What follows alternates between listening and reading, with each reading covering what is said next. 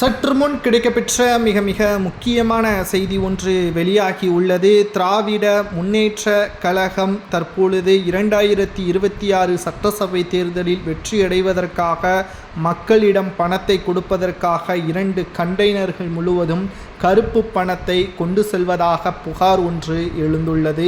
இதற்கு முன்பாக 2021 சட்டசபை தேர்தலிலும் இதேபோல்தான் பணப்பட்டுவாடாவை திமுக செய்தது என்ற குற்றச்சாட்டுகளும் தற்பொழுது வரை நிலவி வருகிறது. மேலும் ஜெர்மனிக்கு ஸ்டாலின் அவர்கள் சென்றதற்கு காரணமே கருப்பு பணங்களை வெள்ளைப்பணமாக மாற்றுவதற்குத்தான் என்பதையும் தற்பொழுது ஆதாரங்களை தமிழக பாஜக முன்னாள் தலைவர் அண்ணாமலை அவர்கள் இன்னும் ஒரு சில வாரங்களில் வெளியிடுவார் என்றும் கூறப்பட்டுள்ளது. மேலும் அனைத்திந்திய அண்ணா திராவிட முன்னேற்ற கழகத்தின் கூட்டணி இந்த முறை நிச்சயமாக வெற்றியடையும். திமுகவினர்கள் ஒரு ஓட்டிற்கு பல ஆயிரம் கொடுத்தாலும் மக்கள் அதை வாங்கிக் கொள்வார்கள். ஆனால் ஒருபோதும் திமுகவிற்கு ஓட்டுக்களை செலுத்த மாட்டார்கள் என்பதையும் எடப்பாடி பழனிசாமி அவர்கள் திட்டவட்டமாகவே தெரிவித்துள்ளார். இதற்கு மிக முக்கியமான காரணமே அனைத்திந்திய அண்ணா திராவிட முன்னேற்ற கழகத்தின் ஒட்டுமொத்த விமர்சனங்கள் திமுகவினர்களால் பதில் பேச முடியாமல் மாறியுள்ளது. தமிழகத்தில் சட்ட ஒழுங்கு மிக மிக மோசமாகவே இருக்கிறது. அது மட்டுமல்ல, அனைத்திந்திய அண்ணா திராவிட முன்னேற்ற கழகத்தின் ஒட்டுமொத்த பிரச்சாரங்களையும் திமுகவினர்களால் சகித்து கொள்ள முடியவில்லை. அதாவது தினம்தோறும் பிரச்சனைகள் தமிழகத்தில் நடைபெற்று கொண்டுதான் இருக்கிறது.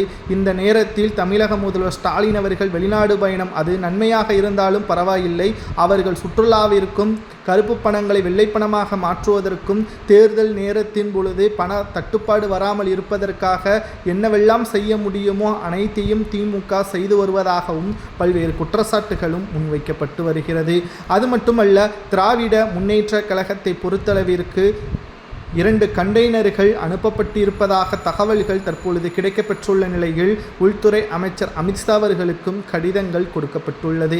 இதனால் தமிழகத்தில் பறக்கும் படையினர்கள் அதிக அளவில் குவிக்கப்பட வேண்டும், அப்பொழுதுதான் தவறுகளை தடுக்க முடியும் என்பதற்கேற்ப தற்பொழுது உள்துறை அமைச்சகத்திற்கும் ஆளுநர் RN ரவி அவர்கள் கடிதங்களையும் மத்திய அமைச்சகத்திற்கும் ஆளுநர் RN ரவி அவர்கள் கடிதங்களையும் கொடுத்துள்ளார். தேர்தல் ஆணையம் தமிழகத்தில் முழுவதுமாக கண்காணிக்க வேண்டும். தவறு செய்தவர்கள் யாராக இருந்தாலும், அது ஆளும் கட்சியாக இருந்தாலும் சரி, எதிர்கட்சியாக இருந்தாலும் சரி, தவறு செய்தவர்கள் அதற்கான தண்டனைகளை நிச்சயமாக அனுபவிக்க வேண்டும். கருப்பு பணங்களை கண்டெய்னர்கள் மூலமாக அனுப்பப்பட்டால் அது உண்மையான தகவலாக இருந்தால் என்ன தண்டனை கொடுக்கலாம் என்பதை உங்களது கருத்துக்களை மறக்காம கமெண்ட் வாயிலாக கூறுங்கள்.